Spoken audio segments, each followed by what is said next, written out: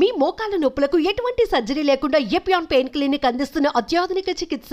గుండె చప్పుళ్లలోని తేడాలను ఇట్టే పసిగట్టగల డాక్టర్ ఎవరు? మనందరికీ తెలిసిన, అందరూ ఇష్టపడే, మెచ్చుకునేటువంటి డాక్టర్ గోపాలకృష్ణ గోఖలే గారు ప్రస్తుతం మనతో పాటు ఉన్నారు. స్పెషల్గా చెప్పేది ఏముంది, హార్ట్ సర్జన్ ఆయన. ఒకసారి సార్తో మాట్లాడదాం. ఎందుకంటే రీసెంట్గా చూస్తున్నాము హార్ట్ అటాక్స్ చాలా ఎక్కువగా పెరిగిపోవటం. ఈ మధ్యలో అయితే 1-2 రోజుల్లో ఒక డాక్టరు, తర్వాత ఒక కానిస్టేబుల్, ఇలా మనకి తెలిసిన సర్కిల్లోనే చాలామంది రోజు చూస్తూ ఉన్నాం చనిపోవటం. ఎందుకు అలా జరుగుతుంది? ఈ మధ్యకాలంలో ఎందుకు ఎక్కువ చూస్తున్నాం? దీనికి కోవిడ్కి ఏమన్నా లింక్ ఉందా? లేదు కోవిడ్ వ్యాక్సిన్కి దీనికి ఏమన్నా లింక్ ఉందా? ఇలా రకరకాల డౌట్స్ అందరిలోనూ ఉన్నాయి. ఒకసారి డాక్టర్ గారితో మాట్లాడి క్లారిఫై చేసుకుందాం. సార్ నమస్తే అండి. నమస్కారం. సార్, దారుణమైనటువంటి చూస్తున్నాం సంఘటనలు. ఇట్లా చిన్న చిన్న పిల్లలు కూడా నుంచున్న చోటే టపామని పడిపోవటం, అప్పటికప్పుడే చనిపోవటం, ఏజ్తో సంబంధం లేకుండా చాలా చిన్న చిన్న వాళ్ళు కూడా చనిపోవటం. ఇవన్నీ చూస్తుంటే ఏంటంటే చాలా మంది చెప్పేది, సార్ కోవిడ్ తర్వాత ఇవి పెరిగిపోయాయి, కోవిడ్లో తీసుకున్నటువంటి వ్యాక్సిన్ ఇంకా ఎఫెక్ట్ చూపిస్తుంది వీళ్ళ మీద, ఎస్పెషల్లీ కోవిషీల్డ్ వ్యాక్సిన్ వల్లే అని. కొంతమంది ఏమో కాదు, అప్పుడు వచ్చినటువంటి కోవిడే ఇంకా ఎఫెక్ట్ చూపిస్తుందని కొంతమంది ఏమో ఇదంతా ఏం కాదు, ఇప్పుడు వస్తున్న రోజుల్లో స్ట్రెస్ తోటి ఇలా అవుతుంది అని కొంతమంది. కనీసం 2D ఈకోలో కానీ, లేకపోతే మనం ట్రెడ్మిల్ టెస్టుల్లో కానీ, వీటిల్లో కూడా ఏది ఎక్కడ చాలా రకాల టెస్టులు చేస్తారు కదా, వాటిలో ఎక్కడ కూడా ఏమీ లేకపోయినా కూడా సంఘటనలు జరుగుతున్నాయి. హార్ట్ స్ట్రోక్స్ వచ్చేసి చనిపోతున్నారు, హార్ట్ అటాక్స్ వస్తున్నాయి. ఎట్లా సార్, ఎందుకు అసలు ఇంతలాగా? ఇప్పుడు ఏంటంటే ఈ హార్ట్ అటాక్స్ అని ఎక్కువైనాయి, దాని గురించి డౌట్ లేదు అందుట్లో. ఓకే. రెండోది యంగర్ పీపుల్లో వస్తున్నాయి, ఎక్కువైనాయి, అది కరెక్టే. ఈ రెండింటిని మాత్రం కాంట్రవర్సీ లేదు. కాకపోతే ఎందుకు వస్తున్నది దాంట్లో చాలా ఓపెన్ డిస్కషన్ ఉంది. కానీ ప్రస్తుతం ఈ రెండు అయితే చాలా క్లియర్. ఇప్పుడు ఎంతో మందిని 30-35 ఏళ్ళను కూడా మనం హార్ట్ అటాక్ చూడటం, హార్ట్ వీక్ అయిపోవటం, ఒక్కోసారి మేము ట్రాన్స్ప్లాంట్ అవ్వటం, ఒక్కోసారి వాళ్ళు హాస్పిటల్కి వచ్చే స్టేజ్ లేకుండా కూడా ఇప్పుడు మీరు చెప్పారు చూసారా చనిపోవటం, ఇవన్నీ అయితే మాత్రం చాలా ఎక్కువైనాయండి. దీనికి ఇందాక మీరు అన్నట్టు ఏది కారణం అని చెప్పడానికంటే ట్రెడిషనల్గా ఏంటంటే మనం ఇంతకాలం చూసింది ఏంటంటే గత 50 ఏళ్ళుగా ఐడెంటిఫై చేసిన షుగర్ అను, బీపీ అను, కొలెస్ట్రాల్ అను, యూరిక్ యాసిడ్ ఎక్కువను, చాలా లావుగా ఉన్నారను, ఓకే, లేకపోతే ఫ్యామిలీ హిస్టరీ ఉందను, ఆ ఫ్యాక్టర్స్ ఉన్నాయి. కానీ ఏంటంటే యంగ్లో వచ్చే వాళ్ళకి ఈ ఫ్యాక్టర్స్ అంత కారణం అని నేను అనుకుంటలేదు. ఎందుకంటే కొంతమందికి డయాబెటీస్ అయితే ఉంది కానీ చాలా ఫిట్గా కనిపిస్తారు, వాళ్ళ పనులు చేసుకుంటూ ఉంటారు, ఏ సిమ్టమ్ లేదు. 55-60 ఏళ్ళు దాటిన వాళ్ళలో మాత్రం ఈ కారణాలు చాలా ఎక్కువ ఉన్నాయి. షుగర్ 10 ఏళ్ళ నుంచి ఉందనో, 10 ఏళ్ళ నుంచి ఉందనో, లేకపోతే బీపీ ఎక్కువ ఉందనో, లావుగా ఉందనో. ఇది మిడిల్ ఏజ్ దాటిన తర్వాత, మిడిల్ ఏజ్ తర్వాత వచ్చే వాళ్ళు ఏంటి, ఇవి ఇంకా స్టిల్ ఈ ఫ్యాక్టర్సే చాలా ఇంపార్టెంట్. యంగర్ జనరేషన్లో వచ్చే వాళ్ళకి ఏం జరుగుతుంది అనేది ఇప్పుడు మాకు కూడా అర్థం కాని పరిస్థితి. పూర్తిగా ఏమవుతుందంటే ఇప్పుడు ఈ మనకి ఈ కారణాలు చెప్తున్నాం కానీ major risk factors, minor risk factors అని ఇంకా చాలా ఫ్యాక్టర్స్ ఉన్నాయి. ఇంతవరకు మనకు కనిపెట్టలా. కొన్ని ఏంటంటే ఫర్ ఎగ్జాంపుల్ ఆల్ఫా లైపోప్రోటీన్ ఎక్కువ ఉందను, లేకపోతే సిఆర్పి ఎక్కువ ఉందను, లేకపోతే హోమోసిస్టిన్ ఎక్కువ ఉందను, ఇలాంటివి కొన్ని ఉన్నాయి. కొన్నిటికి మనకి హోమోసిస్టిన్ లాంటిదని కొంత ట్రీట్మెంట్లు ఉన్నాయి. ఇప్పుడు ఆల్ఫా లైపోప్రోటీన్లు ఎక్కువ ఉన్నాయి, సిఆర్పి ఎక్కువ ఉన్నాయి, వీటికి అసలు ట్రీట్మెంట్ లేదు. ఇవి ఎందుకు ఎక్కువ ఉన్నాయి, ఎక్కువ ఉంటే ఏం చేయాలి? అట్లాగే ఇప్పుడు దాకా ఏంటంటే గుడ్ కొలెస్ట్రాల్ని, బ్యాడ్ కొలెస్ట్రాల్ని క్లాసిఫై చేసి కాన్ఫిడెంట్గా చెప్పేవాళ్ళు, మీకు గుడ్ కొలెస్ట్రాల్ ఉంటే ఏం పర్వాలేదు, ఎంత ఎక్కువ ఉంటే అంత మంచిది అని. ఇప్పుడు సైన్స్లో తెలియదు ఏంటంటే గుడ్ కొలెస్ట్రాల్ కూడా ఒక 60 దాటితే వాళ్ళలో కూడా గుండె జబ్బులు రావచ్చు. సోకాల్డ్ గుడ్ కొలెస్ట్రాల్ కూడా. బ్యాడ్ కొలెస్ట్రాలే ఇప్పుడు 150-200 దాటితే అంటున్నాము, గుడ్ కొలెస్ట్రాల్ కూడా. అలా కొత్త కారణాలు వస్తున్నాయి. వీటిలో ఏమైందంటే ఇప్పుడు మనకి కోవిడ్ కూడా ఒక కారణమా అనేది డెఫినెట్గా డిస్కషన్ ఉంది. ఏమైందంటే కోవిడ్లో ఇప్పుడు హార్ట్ అటాక్ ఎందుకు వస్తుంది? రక్తనాళం నుంచి బ్లడ్ వెళ్తూ ఉండాలి. అది ఎందుకు దెబ్బతినచ్చు? రక్తనాళం వాల్లో జబ్బు రావచ్చు, లేదా ఏంటి అందుట్లో మన ఫ్లో అయ్యేటువంటి రక్తంలో తేడాలు ఉండొచ్చు కదా. ఇంతకాలం మనం పైన ఈ రక్తనాళాల్లో డిపాజిట్ అయ్యే ఫ్యాట్ వీటి గురించి ఎక్కువ ఆలోచించాం. కానీ ఇప్పుడు రక్తం ప్రసరిస్తూ ఉంది, ఈ రక్తంలో కూడా తేడా వచ్చినప్పుడు క్లాట్స్ ఫామ్ అవ్వచ్చు. నాళాలు బాగుండొచ్చు, ఈ రక్తంలో కూడా థిక్ అయిపోయింది అనుకోండి, బాగా అవ్వచ్చు. ఇప్పుడు అట్లా కోవిడ్ టైంలో ఈ రక్తనాళాల ప్రాబ్లం కాకుండా రక్తం బాగా థిక్ అయిపోయి క్లాట్స్ ఫామ్ అవడం అనేది తెలుసు. ఎందుకంటే ఒకప్పుడు ఈ కోవిషీల్డ్తో కొన్ని ప్రాబ్లమ్స్ ఉన్నాయి. No Okay. Doubt about it. Okay. నేను కూడా వేయించుకున్నా కోవిషీల్డ్, అది వేరే విషయం. ఆలోచించుకుని టెన్షన్ చేసి హెల్త్ పాడగొట్టుకోలేము మనం. ఇప్పుడు ఏమైందంటే ఇనీషియల్గా వచ్చినప్పుడు అందరం కూడా చాలా టెన్షన్లో ఉన్నాము, ఏదైనా దొరికితే చేయిద్దాం అనుకున్నాము. ఇంతకుముందు వ్యాక్సిన్స్ డెవలప్ చేయాలంటే 10 ఏళ్ళు 20 ఏళ్ళు 25 ఏళ్ళు పట్టేది ప్రూఫ్ రావటానికి. ఇప్పుడు మన కోవిడ్ వచ్చినప్పుడు మన టైం ఉంది 6 నెలల్లో వ్యాక్సిన్స్ వచ్చినాయి. Correct sir. ఇప్పుడు సోకాల్డ్ టెక్నాలజీతో వచ్చినాయి, కానీ వాటి సైడ్ ఎఫెక్ట్స్ వాటికి ఉంటాయి. మనం పూర్తిగా స్టడీ అవ్వలేదుగా. ఇప్పుడు యువతలో మరి లక్షల్లో మనుషులు చనిపోతున్నారు, అందుకని వచ్చినాయి. మరి ఈ వ్యాక్సిన్స్లో కూడా కొన్ని 100 మంది చనిపోతారు. ఇప్పుడు నేను ఆ టైంలో ట్రాన్స్ప్లాంట్ చేశాను. ఒక యంగ్ గర్ల్ పాప అమెరికా నుంచి వచ్చింది. వస్తే ఏంటంటే వాళ్ళ పేరెంట్స్ వాళ్ళు ఇండియాలో సెటిల్ అవుదామని వచ్చారు. 25, 27 అయ్యే రేంజ్లో ఉన్నారు. మరి ఇక్కడికి వచ్చి వ్యాక్సిన్ చేయించుకుని అమ్మాయి బ్రెయిన్లో బ్లడ్ క్లాట్ అయ్యి చనిపోయింది. మరి ఆవిడ ఆర్గాన్స్ తీసుకుని ఇంకొకళ్ళకి పెట్టాం, ఇంకో యంగ్ గర్ల్కి, హార్ట్ అండ్ లంగ్స్. పర్టికులర్గా ఆవిడ చనిపోవటానికి కారణం డెఫినెట్గా ఇది, ఎందుకంటే వ్యాక్సినే. మరి ఈ వ్యాక్సిన్తో ఆ కాంప్లికేషన్స్ ఆర్ నోన్. బట్ ఏంటో 1 in 1 lakh కర్మగాలి ఈవిడికి వచ్చింది. ఇప్పుడు 1 in 1 lakh అంటున్నాం, కానీ ఎంతమంది తెలియకుండా జరిగిందో మనకు తెలియదు. ఈ స్టడీస్ ఏమీ ఫుల్ ప్రూఫ్ కాదు. వీళ్ళు ఎక్స్టెన్షన్ చేస్తూ ఉంటారు. ఎంత బాగా స్టడీ చేశారు హడావుల్లో. కోవిడ్లో బయట రోడ్డు మీద రావటాకే జనాలు భయపడ్డారు, తల్లిదండ్రుల దగ్గరికి వెళ్తా భయపడ్డారు. ఈ స్టడీస్ ఎంత బాగా జరిగినాయి. ఇవన్నీ ఏంటంటే ఓవరాల్గా గుడ్ ఫెయిత్తో జరిగినటువంటి. ఇప్పుడు మనం ఏంటంటే వాళ్ళు తప్పు చేశారు అంటాం కాదు, దానివల్ల చాలామంది కూడా బ్రతుకుంటారు. మరి అది కౌంటుకు రాదు, ఏదైనా చనిపోయినప్పుడు అవి బయటపడతాయి. అట్లాగే అప్పుడు అప్పుడు కోవిడ్ రాకుండా బ్రతకడం ఇంపార్టెంట్. మరి ఆ వ్యాక్సిన్స్తో ఇప్పుడు సైడ్ ఎఫెక్ట్స్ వస్తే వాట్ కెన్ వి సే? ప్రతి మెడిసిన్ సైడ్ ఎఫెక్ట్ ఉంటాయి. హార్ట్కి సంబంధించి కొన్ని మెడిసిన్స్ ఇస్తాం, సడన్గా చనిపోకుండా ఇస్తాం. కానీ ఆ మెడిసిన్ వలన థైరాయిడ్ ప్రాబ్లమ్స్ రావచ్చు, బ్లాక్ కలర్ వస్తుంది, లంగులో తేడాలు వస్తాయి. బతుకుంటే బలుసాక్ అని మనం ఆ స్టేజ్లో బ్రతకడానికి ప్రయత్నం చేసాం. మరి వాటి ఎఫెక్ట్స్ ఒక్కొక్కటి బయటపడుతూ ఉంటాయి. So it is possible. అంటే సమ్ స్టడీస్ ఉన్నాయి, కాకపోతే ఏంటంటే ఈ రోజుల్లో అన్ని స్టడీస్, నేను ఏ స్టేజ్కి వచ్చానంటే నాకు పర్సనల్గా ఈ ఎక్స్పీరియన్స్ ఉంటే తప్పితే అన్నీ నమ్మలేని స్టేజ్కి వచ్చాయి. ఎందుకంటే అన్ని స్టడీస్ రిలయబుల్ కాదు. ఓ రోజు ఇది మంచిది అంటారు, తర్వాత స్టడీస్ ఇది చెడు అంటున్నారు. మరి ఏం చేయాలి? మధ్యలో మేము ప్రాక్టీస్ చేయాలి కదా. మరి మంచిగా పడదీస్తాం, చెడు వచ్చినప్పుడు స్లో చేస్తాం. ఏదైనా తొందరపడకుండా చేయాలి. బట్ ఆ వ్యాక్సిన్ టైంలో అది ఎసెన్షియల్. అన్ని గవర్నమెంట్స్ ప్రపంచంలో అన్ని చోట్ల కూడా ప్రజలను బ్రతికించుకుంటాం ఎలా అని మీకు తెలుసు కదా. జనాలకు స్పేస్ లేక రోడ్డు మీద బడి తెచ్చిపోయారు. కరెక్ట్. బెడ్ కావాలంటే ఎంత కష్టం అయ్యేదో మనకు అందరికీ తెలుసు. దొరకలేదు. ఇన్ఫ్లుయెన్సులు, మినిస్టర్ల ఇన్ఫ్లుయెన్సులు, డాక్టర్ల అయినా కూడా ఎంత చేసినా కూడా దొరకని పరిస్థితి ఉంది సార్ అసలు. అవును. అందుకని వాటన్నిటికీ కొన్ని సైడ్ ఎఫెక్ట్స్ ఉంటాయి, నో డౌట్. ఆ సైడ్ ఎఫెక్ట్స్ మనం కొంత సఫర్ అవుతున్నాము. కాకపోతే దీని మూలాన ఈ సైడ్ ఎఫెక్ట్ ఖచ్చితంగా చెప్పలేము. కొంతమందికి లంగ్ ప్రాబ్లమ్స్ వచ్చినాయి, కోవిడ్లో బ్రతికిన వాళ్ళు ఉన్నారు. ఇప్పుడు లంగ్ ట్రాన్స్ప్లాంట్ చేయాల్సిన పరిస్థితితో కొంతమంది ఉన్నారు.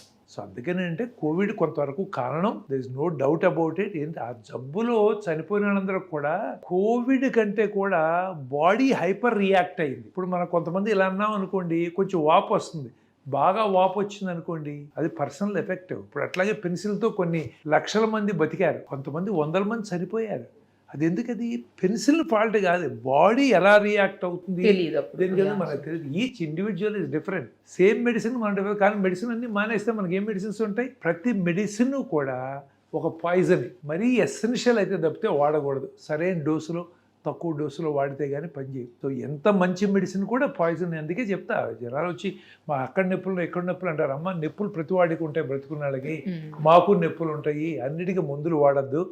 మీకు జీవన శైలికి ఏమైనా ఇబ్బంది వచ్చింది, లేదు ఏదో గుండె జబ్బు లేదా బ్రెయిన్లో ప్రాబ్లం ఉంటే మనం ట్రీట్మెంట్ చేయాలి, కానీ ఇక్కడ నొప్పి అక్కడ నొప్పి అంటే సర్దుకుపోవటం బెటరు, మందుల కంటే అది బెటర్ అని చెప్తా ఉంటారు చాలామందికి. సో అట్లా ఏంటంటే కోవిడ్ మూలాన ప్రాబ్లమ్స్ ఉన్నాయి. కోవిడ్ వ్యాక్సిన్తో I'm sure there are problems. ఎందుకంటే పర్ఫెక్ట్ స్టడీస్ జరగలేదుగా. కాకపోతే మరి అప్పుడు మనం అవన్నీ చేయాల్సి వచ్చింది. అవే కారణమా లేకపోతే ఎంత కారణం మనం ఎట్లా చెప్పగలం? ఇప్పుడు స్ట్రెస్ ఉంది, స్ట్రెస్ ఎంతమందికి స్ట్రెస్? ప్రతి వాడు we are all working under too much stress. 100% sir, 100%. ఇప్పుడు అట్లాగే మన తిండి ఉంది, తిండి మరి అన్నీ కూడా కెమికల్స్తో వచ్చినాయి. ఈ కెమికల్స్ ఎఫెక్ట్ ఎక్కడ చదివామండి? ఇప్పుడు ఈ కెమికల్స్తో వచ్చి మీరు వాడద్దు అంటే అమెరికా లాంటి కంట్రీసే ఇప్పుడు ఆర్గానిక్ పాడు ఆ మాటలు మాట్లాడకుండా బాబు, నిజంగా దానికి వెళ్తే అది దానికి ఖర్చు ఎక్కువ, ఖర్చు ఎక్కువ, ఈల్డ్ తక్కువ, మరి ఫుడ్ కాస్ట్ పెరుగుతుంది, ప్రజలందరికీ మళ్ళీ కాస్ట్ పెరుగుతుంది. కాస్ట్ ఆఫ్ లివింగ్ ఇప్పుడు ఈ మాత్రం తినగలిగే వాళ్ళు కూడా మరి ఇప్పుడు 10 రూపాయలు అనేది 100 రూపాయలకి అమ్మాల్సి వస్తుంది. అప్పుడు ఎంతమంది తినగలరు? అందుకని అమెరికా లాంటి కంట్రీస్లోనే చాలా మంది చెప్తారు ఆర్గానిక్ ఇవన్నీ మనం ఏంటంటే సొసైటీకి ఎక్కువ మందికి ఎలా చేయగలం అనేది కనుక చూస్తే ఆర్గానిక్ ఇవన్నీ వర్కౌట్ అవ్వవు, ఎక్కువ మందికి లార్జ్ స్కేల్ అవ్వదు. మరి కెమికల్స్ ఎఫెక్ట్స్ ఏంటి? మరి ఇప్పుడు ఇంతకుముందు ఎంత చేసినా కూడా మనకు అర్థం అవ్వాల్సింది ఏంటంటే యావరేజ్ లైఫ్ స్పాన్ పెరిగింది. ఇంతకుముందు 40 ఏళ్ళు 42 ఏళ్ళు ఉన్నాడు, ఇప్పుడు మన దేశంలోనే దాదాపు 73-74 ఏళ్ళు యావరేజ్ లైఫ్ స్పాన్ పెరిగింది ఇన్స్పైట్ ఆఫ్ ఆల్. సో ఓవరాల్గా గుడ్ ఎక్కువ ఉంది, కొన్ని సైడ్ ఎఫెక్ట్స్ ఉంటాయి, మనం అర్థం చేసుకోవాలి. సో అందుకనంటే ఇండివిజువల్ లెవెల్లో చేయాల్సిందే కానీ మనం స్ట్రెస్ అలా తగ్గించుకోవాలి, మనం ఎట్లా వర్క్ చేసుకోవాలి అనేది మనం పనిచేయాలి. గవర్నమెంట్గా ఇప్పుడు సపోజ్ మీకు వారానికి 1 రోజు సెలవు అన్నారు, ఇప్పుడు సాఫ్ట్వేర్ వాళ్ళకి 2 రోజులు సెలవులు ఇచ్చారు, అయినా హార్ట్ అటాక్లు వస్తున్నాయి వాళ్ళకి. మిగతా 5 రోజులు చాలా కష్టపడుతున్నారు కదండి. మరి ఎన్ని రోజులు సెలవులు ఇవ్వగలరు వాళ్ళు? ఇవ్వలేరు కదా. ఇప్పుడు అట్లాగే బాబు సెల్ ఫోన్లు మానేయండి, టీవీలు మానేయండి అంటే మనం ఒక పక్కన చెప్తున్నాం, ఒక్కొక్కడం 2 సెల్ ఫోన్లు పెట్టి తిరుగుతున్నాను, నేను కూడా తిరుగుతున్నాను. మరి వాటి సైడ్ ఎఫెక్ట్స్ ఏంటి? ఎవరు స్టడీ చేస్తారు? ఇంటి పైన పెడితే మనకి వాటి మూలాన చాలా రేడియేషన్ వస్తుంది. వాటి ఎఫెక్ట్ ఏంటి? క్యాన్సర్స్, కొన్ని క్యాన్సర్స్ దాని మీద వస్తున్నాయని ఉంది. And it's probably true also, some brain cancers అలాంటి దాని మూలన వస్తున్నాయి అని. అందుకని ఏంటంటే హార్ట్ అటాక్స్ వస్తున్నాయి, చనిపోతున్నారు. వీటన్నిటికీ తగ్గించాలంటే ఏంటంటే ఈ స్పీడ్లో చాలా కష్టం. అందుకనే మనం తినే ఆహారం జాగ్రత్తగా చూసుకుంటాం, మనం చేయగలిగేది కొంత స్ట్రెస్ తగ్గించుకుంటాం, కొంత ఎక్సర్సైజ్ చేయటం, మరి ఇన్సూరెన్స్లు తీసుకుంటాం, చేయగలిగేవే తప్ప ఇప్పుడు నిజంగా ఈ సడన్ డెత్ని ఆపగలమా అంటే నాకైతే ఆపలేమని అనిపిస్తుంది. అంటే in the next few years ఒకసారి ఇప్పుడు ఏమైందంటే ఇప్పుడు అమెరికా వెళ్ళామనుకో, మనలాగా స్ట్రెస్ పడరు, మనలాగా ఏంటి పరిగెత్తా ఉండరు. ఎందుకంటే ఎకానమీ స్టెబిలైజ్ అయిందండి. ప్రతి వాడికి ఫుడ్ ఈజ్ ఎష్యూర్డ్, ప్రతి వాడికి హెల్త్ కేర్ ఈజ్ ఎష్యూర్డ్, ప్రతి వాడికి రీజనల్ లైఫ్ ఈజ్ ఎష్యూర్డ్. వాడి పని చేయకపోయినా ఇచ్చే ఫండ్స్తోనే హాలిడేస్ కూడా వెళ్ళొస్తాడు, కారు కొనుక్కుంటాడు. మనాడు పని చేస్తుంది లేదు. అందుకని ఏంటంటే ఈ స్పీడ్ ఆఫ్ గ్రోత్లో మనం ఇప్పుడు వరల్డ్ నెంబర్ 4 ఏది జీడిపిలో వీటంట్లో చూస్తే అవుతున్నాం లేదా? బిలియన్స్ దాడుతున్నామా లేదా? మరి ఇప్పుడు 3కి వెళ్ళాలి, 2కి వెళ్ళాలి. మనం ఆ 2కి వెళ్ళిన తర్వాత ఏమన్నా అందరికీ కూడా సరిపడా ఫుడ్ దొరుకుతుంది. మనం ఇప్పుడు పరిగెత్తుకెళ్ళి పని చేయక్కర్లేదు, రాత్రింపగళ్ళు పని చేయక్కర్లేదు అనుకున్న స్టేజ్లో ఈ స్ట్రెస్లు తగ్గి అప్పుడు అందరూ హెల్త్ మీద కాన్సన్ట్రేట్ చేస్తారు. కానీ ఇప్పుడు ఈ టైంలో మనం ఎవళ్ళని చేసినా కూడా for a few more years, maybe a decade, we have to go through this. తప్పదు, ఇవన్నీ మారలేం కదా. ఇప్పుడు మనాళ్ళు వెళ్ళి రాత్రింపగళ్ళు ఇప్పుడు ఇక్కడ పని చేయరంటే పని చేయని వాళ్ళందరూ వెళ్ళి అమెరికాలో గొడి చాకరీ చేస్తారు. దే బికమ్ అథారిటీ ఆ సిచ్యువేషన్లో. అమెరికాలో వాళ్ళు చేయరు. ఆస్ట్రేలియా వాళ్ళు, యూకే వాళ్ళు మన ప్రేమతో తీసుకుంటున్నారా? లేదు. ఎందుకంటే వాళ్ళు నైట్ డ్యూటీలు, ఇప్పుడు కార్డియాక్ సర్జరీ ఉంది, కార్డియాక్ సర్జరీకి వెళ్ళాలంటే అమెరికాలోను ఆస్ట్రేలియాలోను వాళ్ళు ఎక్కువ మంది వెళ్ళరు. అమ్మో రాత్రి వాళ్ళు ఎక్కడ చేస్తాం, ఎందుకు నాకు లేకుండా జీవితం గడుస్తుంటే ఎందుకని నేను పని చేయటం అనుకుంటారు. ఇప్పుడు మనం ఏంటంటే గ్రో అవ్వాలనే తపంతో మన అక్కడికి వెళ్ళి రిజిస్ట్రార్లుగా పనిచేయటం, ఎక్స్ట్రా డ్యూటీలు చేయటం, ఇవన్నీ చేస్తాం. అవును సార్, కరెక్ట్. కాబట్టి మనం కూడా ఎకానమీలో ఆ స్టేజ్, ఇప్పుడు మనం ఎకనామికల్గా వరల్డ్స్ 4th లార్జెస్ట్ ఎకానమీ ఇవన్నీ అంటాం, కానీ రిచెస్ట్ పూరెస్ట్ బోల్డ్ గ్యాప్ ఉంది మనకి. ఆ గ్యాప్ తగ్గిన రోజున అందరికీ అప్పుడు స్ట్రెస్ తగ్గుతుంది. ప్రాబబ్లీ అప్పుడు మనం ఏంటంటే ఫుడ్ ఏం తింటున్నాం, ఎలా తింటున్నాం అని అందరూ ఫోకస్ చేస్తారు. అదే అందరూ హెల్త్ కాన్షియస్ అవుతారు. ఈ లోపల ఏదో మనకి ఇప్పుడు ఇంకొకటి ఏంటంటే మనకి బేసిక్గా ఏషియన్స్, ఎస్పెషల్లీ మనకి ఇండియన్స్కి రక్తనాళాలు చాలా చిన్నవి. ఉన్న ప్రాబ్లం రక్తనాళాల్లో జబ్బు అన్నాము, రక్తం క్లాట్ అవుతుంది, అందుట్లో ప్రాబ్లం వస్తుంది, స్మోకింగ్ మూలన లేకపోతే కోవిడ్ వీటన్నిటి మూలన వస్తుందన్నాము.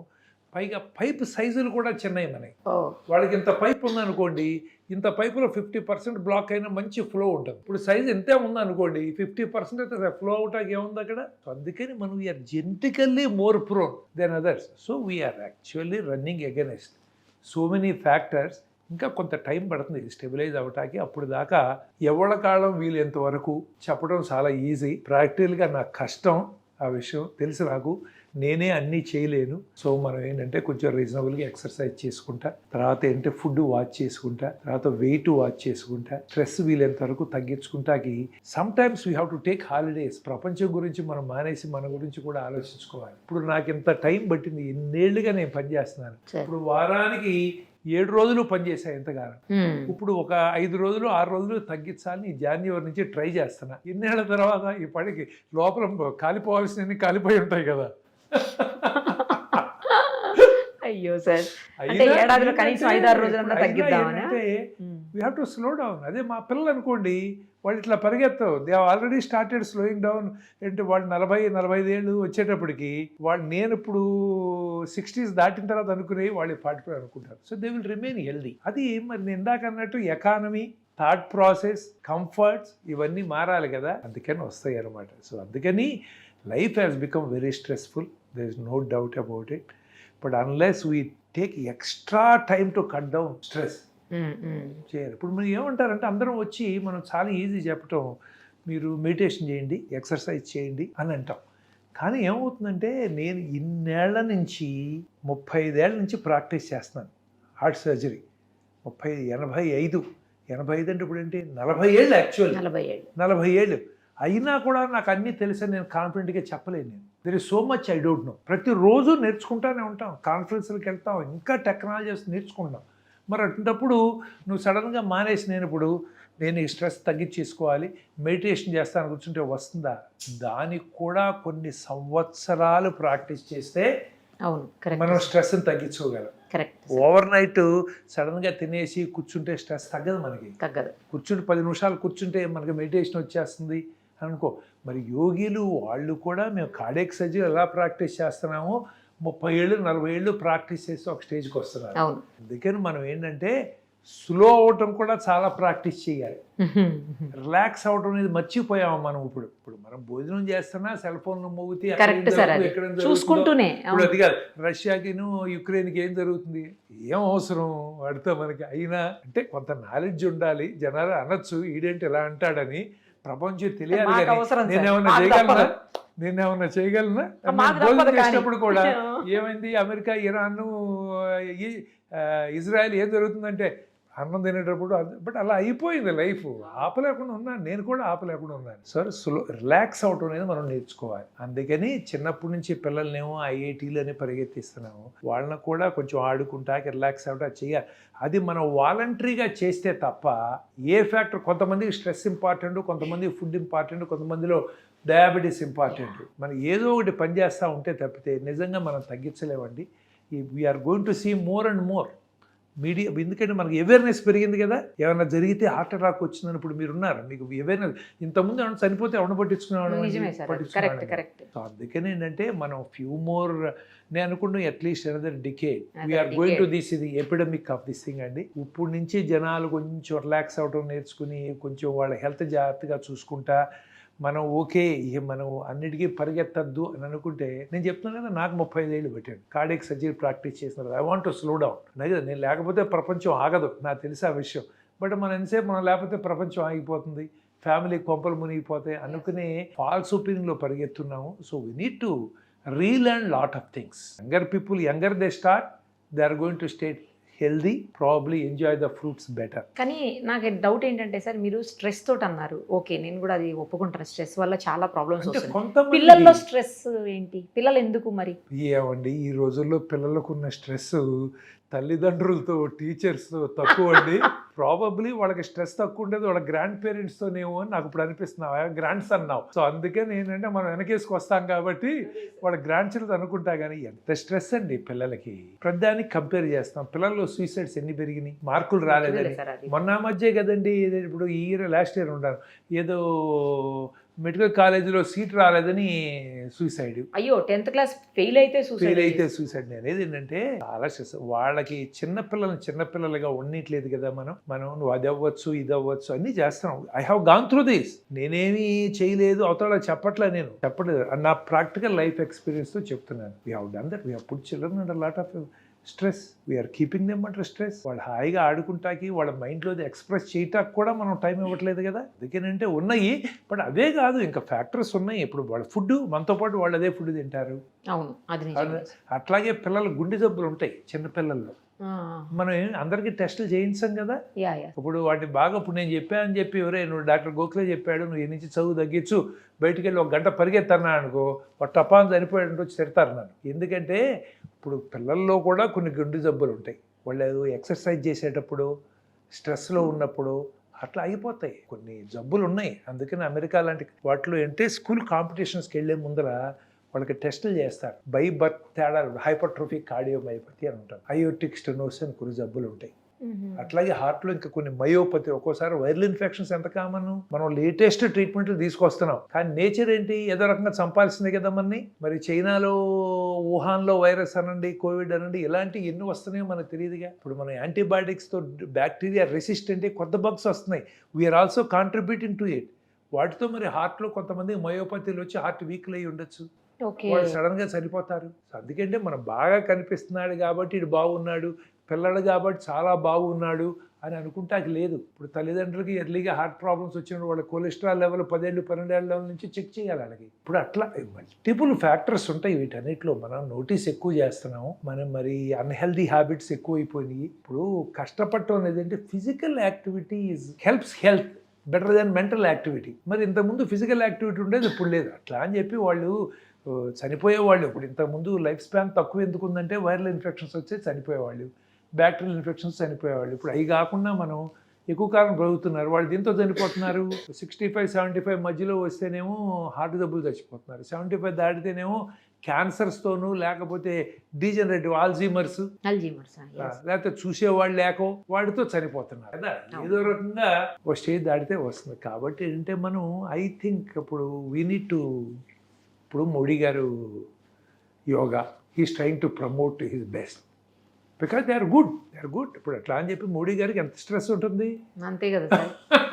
ఇప్పుడు మందంతా స్ట్రెస్ ఎంత అంటే నిజం. ఇప్పుడు అక్కడ అపోజిషన్ నుండి చుట్టూ యుద్ధాల నుండి దేశాన్ని బాగు చేయాలని ఒక తపన, మనం బాగు చేయాలి, కంట్రీని ముందర తీసుకెళ్ళాలి. ఎందుకంటే మన ఈ కంట్రీ ఇన్ని 75 ఏళ్ళు దాటిన తర్వాత కూడా ఉన్నామంటే దానికి కారణం మన లీడర్సే.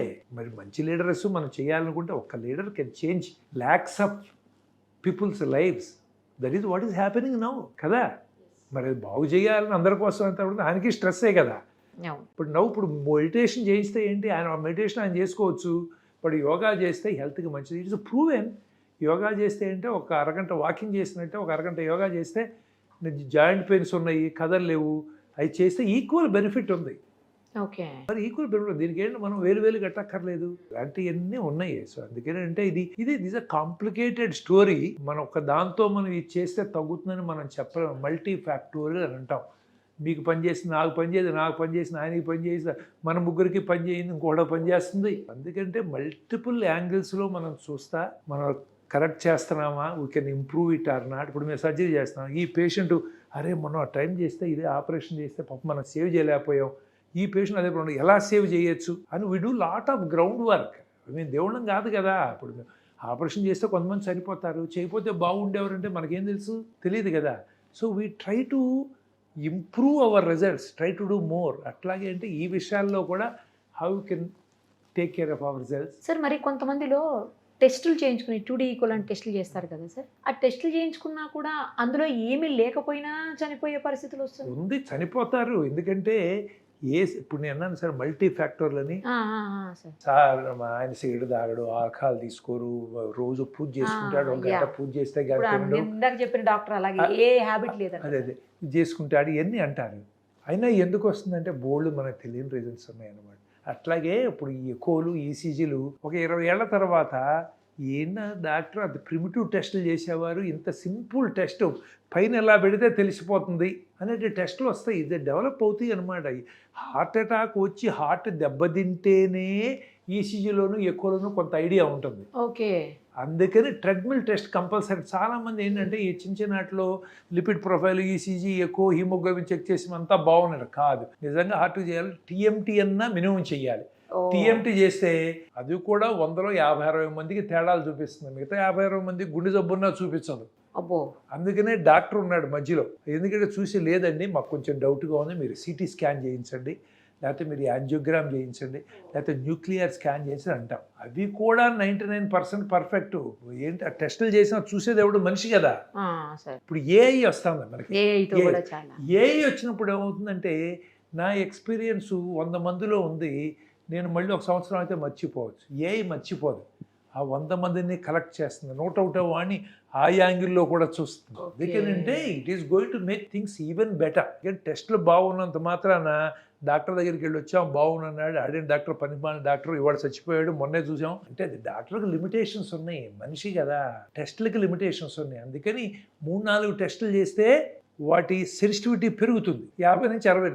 ఒకే టెస్ట్ చేస్తే 20% ఉంటాం, 6 టెస్టులు చేస్తే 80%. కానీ అందరికీ అన్ని 6 టెస్టులు చెయ్యరు కదా సార్ అది. చేయండి. ఎప్పటికప్పుడు ఈల్డ్ తక్కువ. మనం సొసైటీలో అందరికీ సిటీ స్కాన్లు యాంజియోగ్రాములు చేస్తే ఏమవుతాయి? ఇప్పుడు అందుకని అమెరికా లాంటి దగ్గరికి వెళ్తే వాళ్ళకి సిటీ కొనరీ యాంజియో చేయాలంటే 3 నెలలు 4 నెలలు పడుతుంది, పర్మిషన్లు ఇవ్వరు. వాళ్ళందరూ ఇక్కడికి వచ్చి ఊరిని పొద్దున్న వచ్చి మధ్యాహ్నం చేయించుకుని నెక్స్ట్ డే వెళ్ళిపోతారు టెస్ట్లు. ఎందుకంటే మన దగ్గర ఈ లిబరేటెడ్ సొసైటీలో డబ్బులు కడితే వాడికి టెస్ట్ అవుతుంది. అక్కడ వాళ్ళకి చాలా ఖరీదు ఆ టెస్టు. ఇన్సూరెన్స్ ఆడు పర్మిషన్ ఇవ్వాలి, ఇన్సూరెన్స్ ఆడు చూస్తాడు నీకేం డయాబెటీస్ ఉందా, నీ వెయిట్ ఎక్కువ ఉందా, కొలెస్ట్రాల్ ఎక్కువ ఉందా, హార్ట్ అటాక్ వచ్చిందా, ఓకే అయితే వెళ్ళి చేయించు, లేకపోతే నీకు ఇవ్వనయ్యా నేను. ఎందుకంటే ఇన్సూరెన్స్ ఆడు ఏం చేస్తాడు, వాడు డబ్బులు సేవ్ చేసుకోవాలిగా, ఈజ్ డూయింగ్ బిజినెస్. సో అందుకని ఏంటంటే మనం టెస్టులు చేసి నార్మల్ అన్నంత మాత్రాన గ్యారంటీ లేదు మనకి. ఆ ఓన్లీ థింగ్ అంటే మనం ఒక 60% పాసిబిలిటీ లేదంటాం. మరి ఆ 100లో 40 మంది గుండె జబ్బు ఉంది, మేము మిస్ అవుతున్నాం. ఇవన్నీ ఇప్పుడు ఏఐ అలాంటివి వచ్చినప్పుడు సెన్సిటివిటీ పెరుగుతుంది, కొంత హెల్ప్ చేస్తాయి. కాకపోతే వాటితో హామ్ ఏంటో మనకు తెలియదుగా. ఇప్పుడు ఫుడ్ లేని రోజులు కెమికల్స్ వేసి ఎకరానికి 10 బస్తాలు బదులు 40 బస్తాలు చేసాం. వాటి ప్రాబ్లం ఏంటో ఇప్పుడు ఫేస్ చేస్తున్నాం. అట్లాగే ఏఐతో ప్రాబ్లమ్స్ రేపు పొద్దున్న వచ్చి మరి అవన్నీ మనకంటే స్మార్ట్ అయిపోయి ఏ ఆపరేషన్ నువ్వు కాదు కూర్చొని కింద ఊడు లేకపోతే సామాన్లు కడుగు నేను ఆపరేషన్ చేస్తాను అంటే ఏమో తెలియదు. నేను ఆపరేషన్ చేసిన సామాన్లు నువ్వు కడిగంటే కడగాల్సిందే నేను. అలా ఉంటాయి అనమాట. సో బై కానీ యాక్చువల్లీ మరి ఏదన్నా సిమ్టమ్స్ని తెలుసుకొని జాగ్రత్త పడేదానికన్నా ఆప్షన్ ఉందా సార్? ఉంటాయి, కానీ 25-30% of heart attacks happen silently. సడన్గా నిద్ర సరిపోతారు. అంటే ఇవన్నీ చేస్తే మనకు డిప్రెషన్ వస్తుంది, కానీ మనం స్టిల్ ఏంటంటే అందుకని అంటాం చెస్ట్ పెయిన్ వచ్చినా మెడలో పెయిన్ వచ్చినా కొత్తగా 40 ఏళ్ళు దాటిన వాళ్ళకి ఇంతకుముందు బాగా నడవగలుగుతున్నావు, 4 అడుగులు వేస్తుంటే ఇంతకుముందు లాగా నడవలేకపోతున్నావు, ఆయాసం వస్తుంది, లేదు ఇక్కడ మంట అనిపించినా బాబు అది గుండె జబ్బు ఏమో ఎక్స్క్లూడ్ చేయండి అంటాం. అలా వచ్చిన వాళ్ళలో ఒక 10-15% గుండె జబ్బులు ఉంటాయి. మిగతా 85-90 మంది గుండె జబ్బులు కాదు. ఈ gastric irritation, muscle pain, bone pain ఉంటాయి.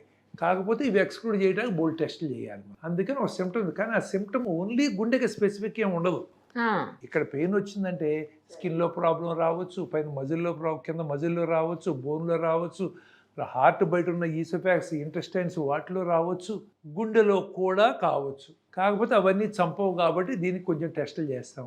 కానీ చాలాసార్లు డాక్టర్లు కూడా నేను బాగున్నాను, ఎక్సర్సైజ్ చేస్తున్నాను, నా డయాబెటీస్ లేదు, నాకు గుండె జబ్బు ఎందుకు వస్తుంది, ఏదో ప్యాన్ వేసుకుని లాగుతారు, టప్పని అయిపోతారు. సో ఏం డాక్టర్లకి ఏమీ ఎక్సెప్షన్ లేదు.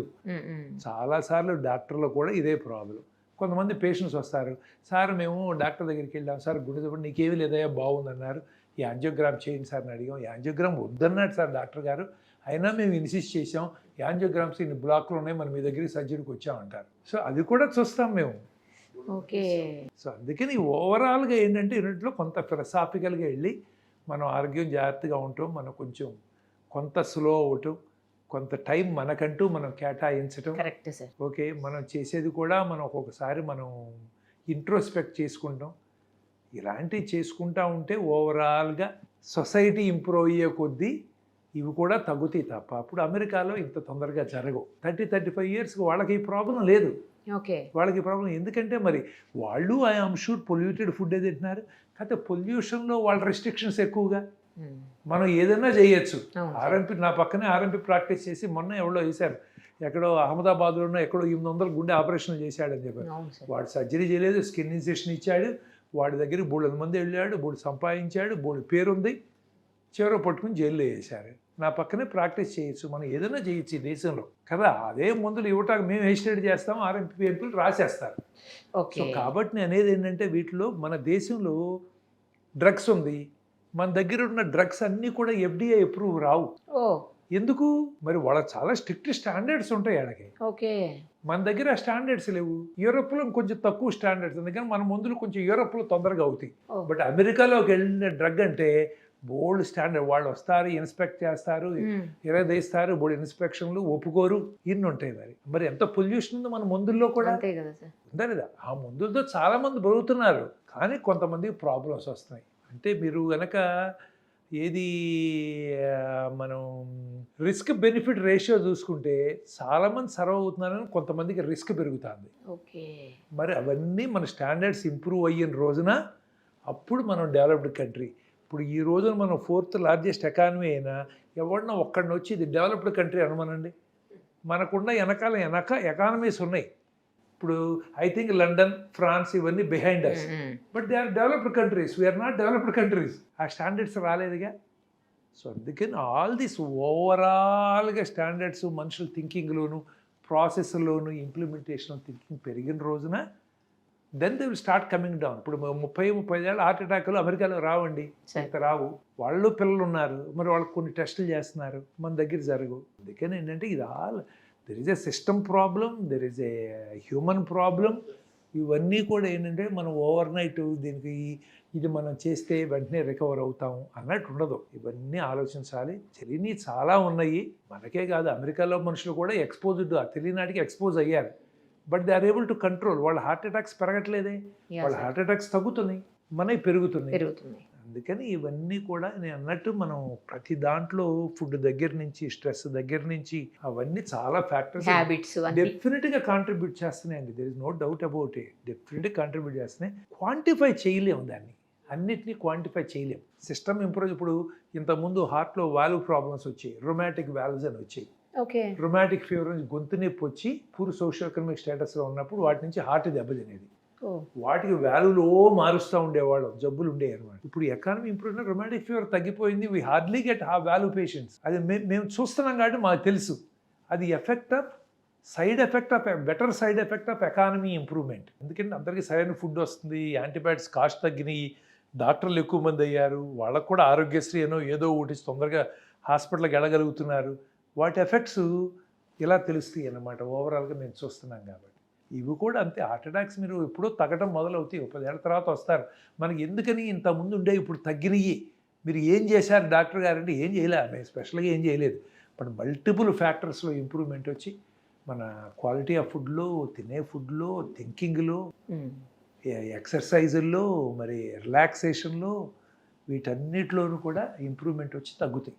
అప్పుడు దాకా తప్పదు. మనం we have to face, we have to lose our near and dear, but we have to keep thinking about it, how to improve.